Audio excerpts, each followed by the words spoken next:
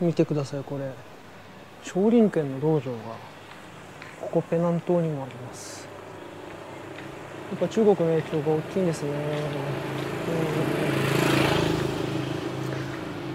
お疲れ様です。加藤です。ですね、マレー半島縦断の旅も今日が、11日目になりました。今僕がどこにいるかと言いますと、ペナン島におります。マレーシアのペナン島ですね。これは町自体がもう世界遺産になっているというペナン島にいます。やっぱりマレーに来ると中華系の影響がすごく強いなって思いますけれども、なんかちょっと香港みたいに漢字がすごく立ち並んでますね。いや、面白い街です。いや、さっきまで雨がすごくてですね、僕昼ぐらいまでちょっとプールサイドで仕事したりしてたんですけど、スコールがすごくなっちゃったんで 1,2 時間ほど部屋の中でじっとしてました。やっぱり昨日もそうだったんですけど、東南アジアっぽい気候ですね。当然ですけど僕がですねこれからどこに行こうかと言いますと、もうすぐそこにブルーマンションっていうですねすごく有名なプラナカン様式の、建物があります。この、ペナン島自体はもう世界遺産になっている場所ですんで、そういったなんか結構珍しい様式の文化的に価値が高い建物がいっぱいあるんですね。昨日プラナカンマンションも見に行って、あれはすごかったですけど、今回はですね、ブルーマンションというちょっと似たようなやつですね。それを見に行こうと思ってます。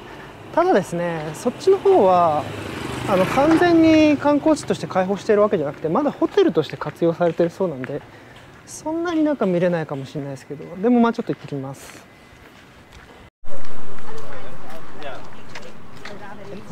これがブルーマンションですね。なんでも19世紀の交易デザインを成した商人が建てた建物だそうです。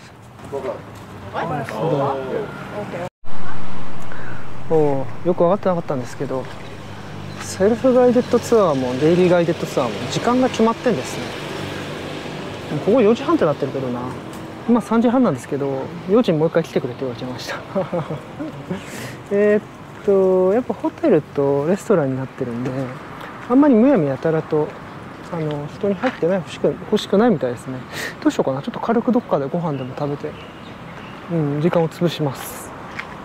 いや本当Google マップとかで調べるだけじゃなくて、ちゃんと調べちゃダメですね失礼します。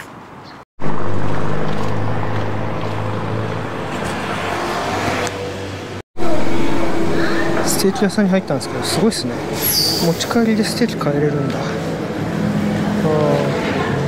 結構和牛が意外と人気なんですよね、ペナンは。面白いことに。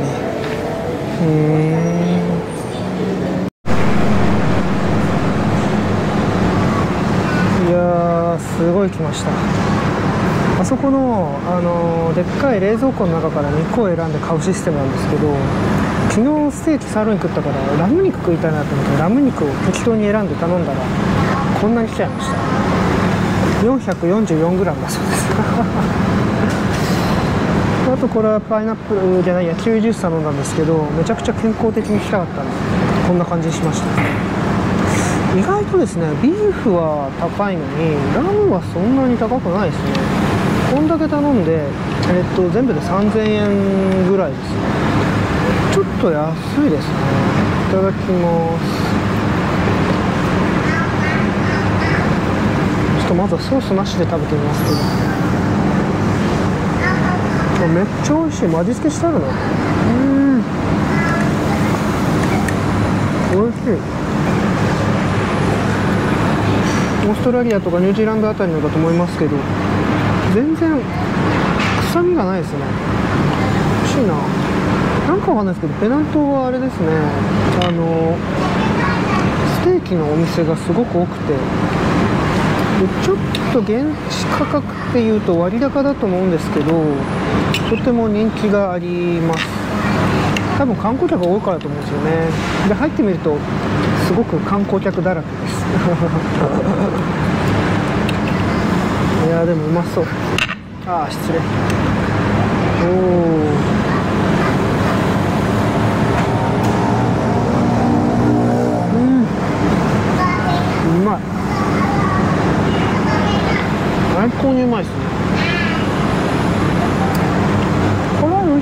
らすぐ食べちゃいますね。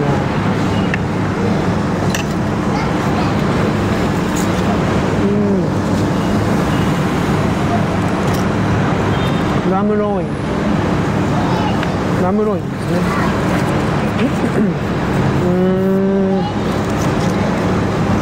これ美味しいな。めちゃくちゃあっさりさっぱりしてます。脂身がありますけどしつこくないですね。すごく上質な感じの。美味しそう。これ油ごと一緒に食べても結構美味しいんじゃないかな。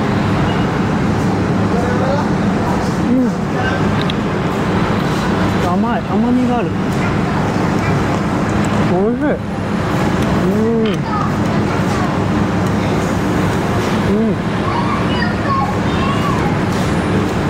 いや、最高ですねこれ。ちょっとペナントのビーフ結構高いんですよ。普通に頼もうとすると1万ぐらいしちゃうんで、うまい。ちょっとラムはちょっと安いからこっち挑戦する方がいいかもしれないですね。うまい。脂身がうまい。これブルーマンションから徒歩2、3分のちょっとハス向かい的な道路、大きい道路を渡ったところにあります。これおすすめですね。いい感じです。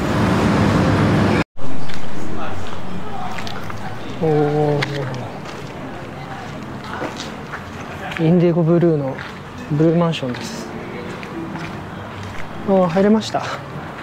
いや、実はですね、ステーキ屋でラム食ってたら時間大幅に遅れちゃったんで、もしかしたら入れないかなと思ったんですけど、なんか普通に入れてくれました。やっぱレストランとかホテルとして営業してるから、特定の時間はなんかあんま入れたくないみたいですね。すごい。うわ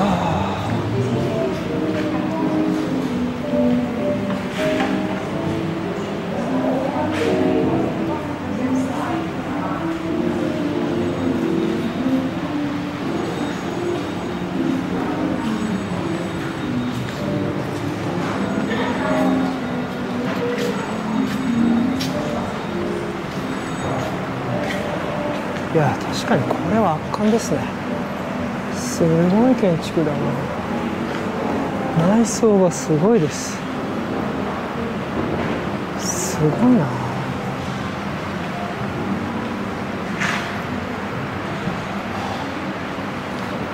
中国の華僑の家ってこういう中が開いてるの多いですよね。昔の中国はこういう様式が流行ってたんでしょうかね。いや、本当でも独特ですね。めちゃくちゃヨーロッパっぽいところもあれば、かなり中国っぽいところもあって面白いな。これはさっきまでこのレストランでビュッフェやってたんでしょうね。てかそうか、だからここも普通にレストランなのか。ここでご飯食べてもよかったな。さっき入ろうってレストランはでも予約がないとさすがにダメって言われちゃいまして、入れなかったんですよね。すごい。ここはバーか。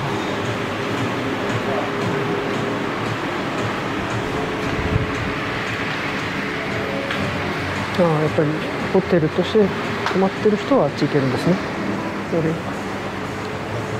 すごい。ちょっと2階も上がってみます。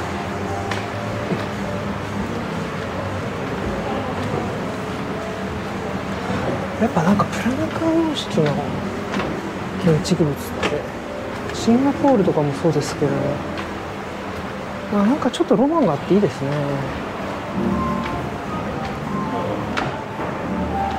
なんか歴史ロマンを感じます。ジャズィーアフタヌーンティー。そっか、ここはカフェなのかな。でもザ・コースランチ95マレーシアリンギットパーパーソン。そんなに高くないですね、意外と。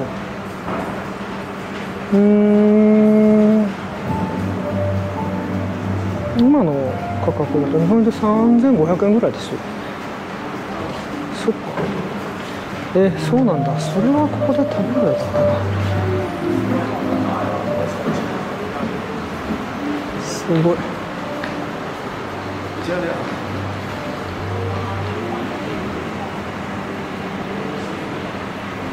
クレイジー・リッチ・アジアンズってちょっと前の映画ですね。6年前の映画か。あれ、ここ使われたの？実家のロケ地はここなんだ。めちゃくちゃ死ぬほど金持ちの家庭のところですけどね、華僑の。まあでもシンガポールの話だけどな、本当は。ムービーズフィルムドアットザブルーマンション。なるほど。そうか、こんなにいろんなところで使われてるんですね。まあでも確かにこれすごいもんな、この建物。おお。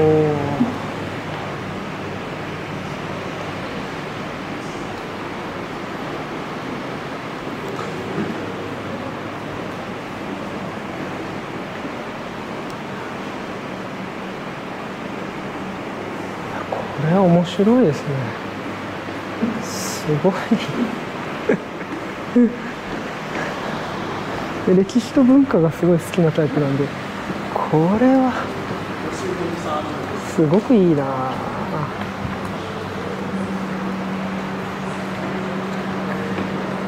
当時の瓦や食器が並んでるわけですね。楽器だ。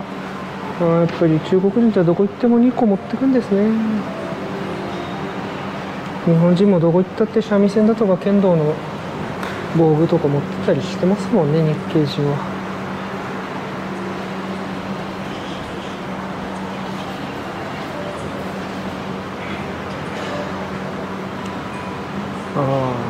プラナカンマンションにもありましたけど、やっぱウェディングペットっていう風習があるんですね。まあ中国の風習なのか。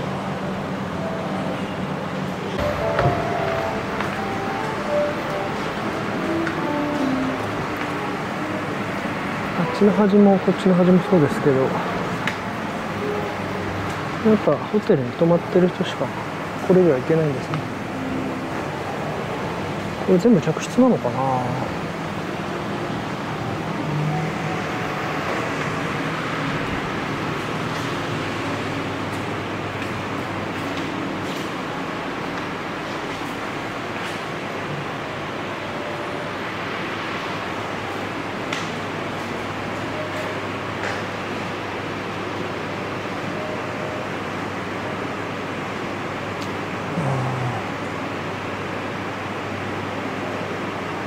売りに出されてたんだ。最後の持ち主の後売りに出されてて、それを買い取って修復したんですね。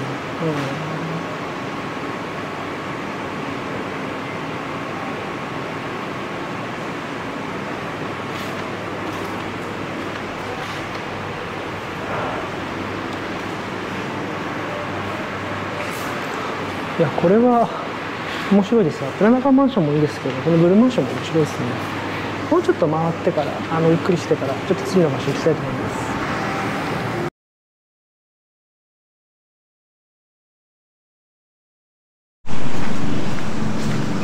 うおー、でっかい。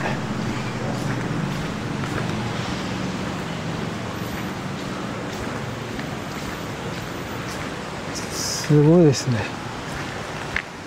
マレーシア最大のお寺と言われる極楽寺っていうところに来てみました。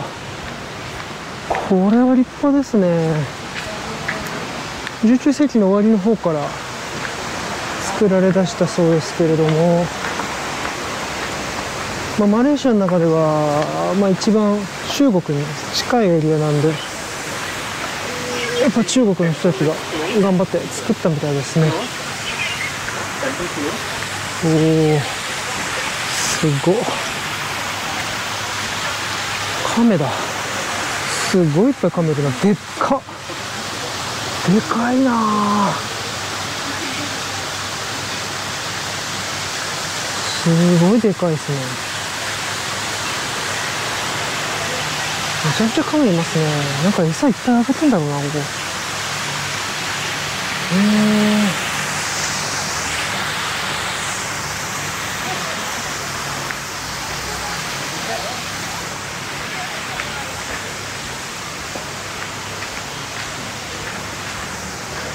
なんかですね、清の時代、紅茶亭とかがここになんかすごい寄進をしたことでも有名だそうです。なんかわざわざ北京から経典7万貫とかをこの地まで送らせたそうですね。そんぐらいやっぱり昔から中国とマレーシア、当時は何なんでしょう、海峡植民地だと思うんですけれども、ここら辺の地域はやっぱり近いからかなり関係が深いみたいですね。ちょっと別の階段を登ってどんどん近づいてきました。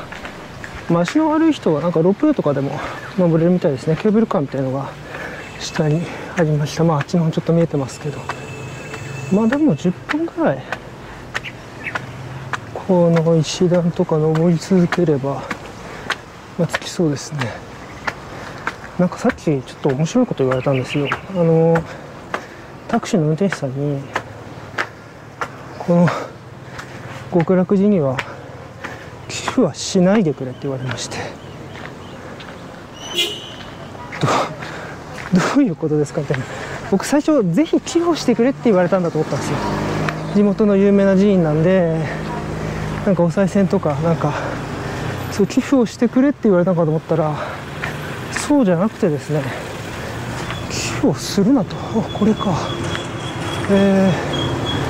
なんで寄付をするなって言うんですかって言ったら、なんかいろいろですね、賄賂とかスキャンダルとかがいろいろあったそうで、だからやめてくれ。It's closed? Oh, okay, I see. Okay. 残念。もう閉まりそうです残念だな。確かに巻いてないのか。ちょっと外観だけしか見れなかったですけど、極楽寺っていうマレーシアで一番でかい仏頂寺院だそうですね。でもそう、なんかスキャンダルが結構あって、なんか金銭的になんか腐敗が進んでるそうで、だから絶対に寄付はしないでほしいって念押しされたんですよね。なんか珍しいこと言われたなと思ったんですけど、残念。それにしても閉まっちゃうんだ。今5時34分。そっか、寺5時半とかで閉まっちゃうのかな。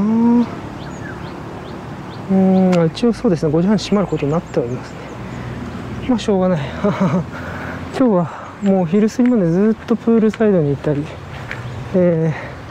雨が降ったら部屋の中にこもったりで、ぼーっとした一日を過ごしております。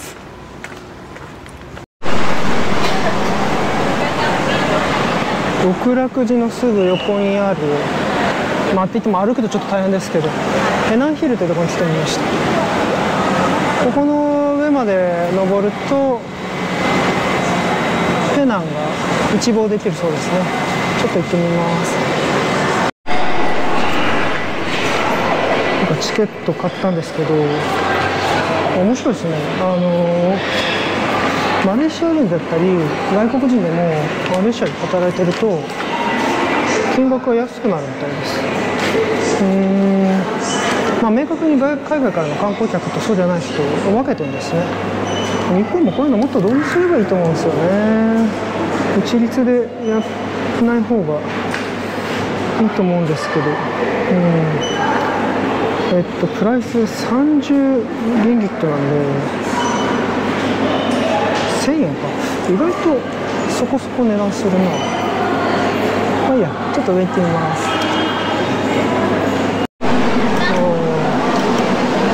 こういう感じですね。すごい。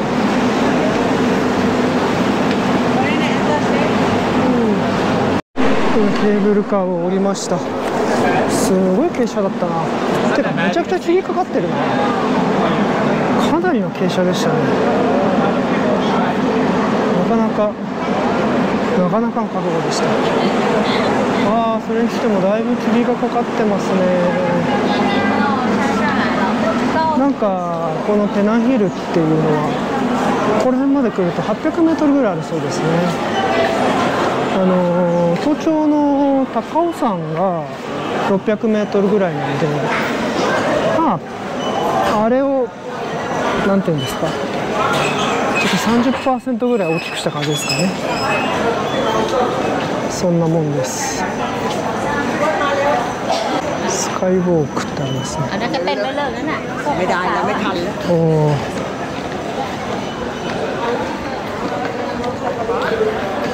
ちなみに僕はケーブルカーでバーッと上がってきちゃいましたけども、高尾山と同じくですね、ハイキングコースがちゃんとあって、ハイキングで登ってくる人もいるそうです。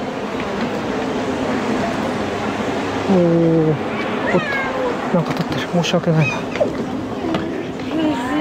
ノードローンゾーン、そりゃそうだ。おー、ちょっと怖い。あれが橋だから、あっちがマレ半島側ですか。一望できるのは間違いがないけれども、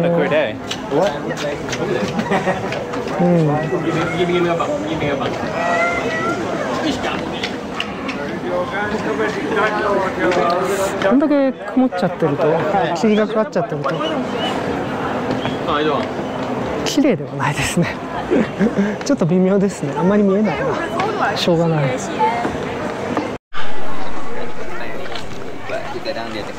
なんか意外と上の方来たらカフェとかレストランとかいっぱいありますね。で、なんか展望台がいくつもあるんで、ちょっといろいろ回ってみます。でもすごいな、霧が本当にすごいですね。すごい、このモスク、名前もまさにその通り、ペナンヒルモスクですって。しかしこれもうダメだな。ちょっとなんかいろいろ見て回りたかったんですけど、見てください。もう霧が濃くなりすぎちゃって、ちょっとなんかペナンを一望しようと思ったんですけど、そういう感じにはもうなりそうにないですね。でもなんとなくペナン島の大体の主要な観光地はこの3日間でだいぶ満喫できたかなと思います。ペナン島すごくいいですね。なんかめちゃくちゃプールサイドが気持ちよかったです。でもまあ3日もいれば結構やることもそんなにないかもしれないですね。まあ、ゆっくり過ごすのもすごくいい感じの場所です。まあ、なんかちょっと軽くつまんでホテルでも帰ります。明日はですね、昼過ぎ1時ぐらいかなからバタバスに戻って、そこからクーラルンプールまで来ます。ついにマレーシアの首都のクーラルンプールまで行く形になりますね。はい、失礼します。ペナンヒルから戻ってきまして、すごいですね。これがペナンで一番有名なディムサム屋さんだそうです。ハジャイでも食べたばっかですけど、やっぱ僕ディムサム大好きなんで、こっちのディムサムも試してみたくなっちゃいましたね。なんか適当に座って、このワゴンから頼むらしいですね。なるほど。なんかですね、メニューがありまして、飲み物と麺類だけはここから頼むそうです。でもそれ以外はワゴンで頼むみたいですね。ワゴンが来るから適当に選ぶ。そんな感じらしいです。来ました。めっちゃ面白いです。とりあえず4つ頼んでみましたけど、そしたらここに書き込む方式みたいですね。回転寿司みたいだな、システム。で、これお湯ってかもう熱湯の中にこれが入ってて、ちゃんと消毒されて出てきてます。なんかこんなあったかい東南アジアの国なのに、ちゃんと熱湯で消毒するところら辺がなんか中華っていうか中国人っぽいですよね。衛生観念がやっぱちゃんとしてます。いただきます。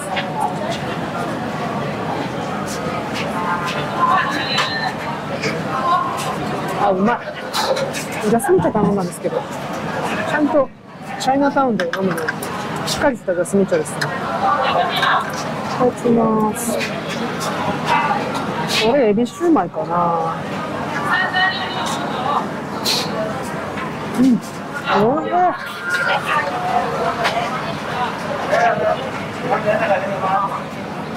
うん。こ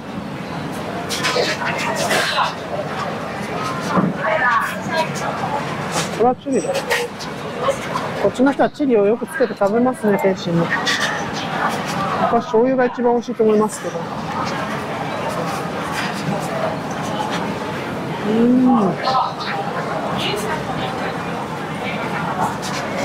この醤油、ちょっと癖があって美味しいですね。中国の醤油ですね。美味しい。これなんか春雨とエビのミンチかなんかかな。ちょっと今チリもつけて一緒に食べてみます。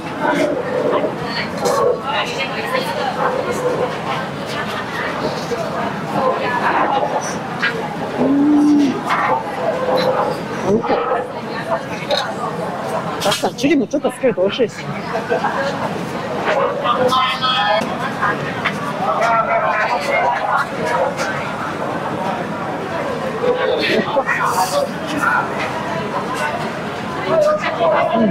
これもエビと豚肉です。エビが多いな。美味しい。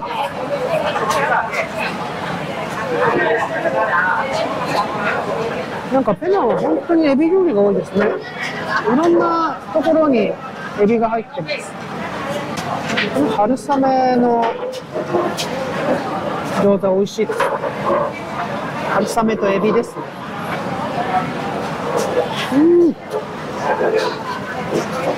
うまい。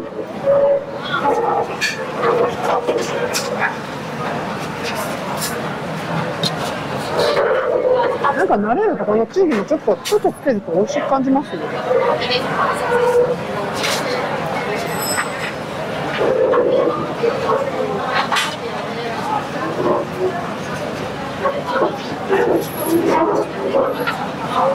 それにしてもすごい混んでますね。まあ今7時半だからか。なんかめちゃくちゃあれから勧められて、甘いものいいって言ってるのにエッグタルトももらっちゃいました。マレー半島縦断旅も11日目はこれでもう終わりにしたいと思います。考えてみれば今日は本当に何もしなくてグダグダしている一日でした。実はちょっと外がまた雨が降ってきちゃってですね、この後観光するのもなんだからやっぱりホテルに帰っておとなしく仕事でもしようかなと思います明日はですね、またバターワースの方まで戻って、そこから何時間だったかな、4、5時間ぐらい南下してクアラルンプールの方に向かいたいと思います。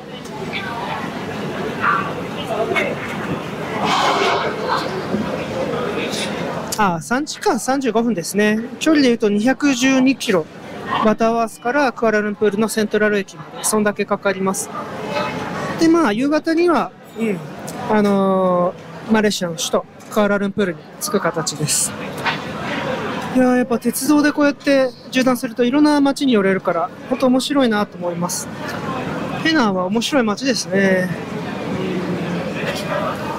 ちょこちょこですね、中心街観光地のエリアじゃないところに日本人の人たちがいまして、なんかちょっとあったりしました。日本語話してる人いたなみたいな。日本の企業もですね、このペナンの経済特区があるんですけど、そこにちょこちょこ進出してるみたいで、そういう人たちがやっぱり住んではいるんですけど、別に僕がよく行く、観光客がよく行くようなエリアには別にいないってだけですね。面白い発見でした。なんか意外と日本人学校もあるみたいですね。はい、とりあえず今日はこれで終わりいたします。ありがとうございました。失礼します。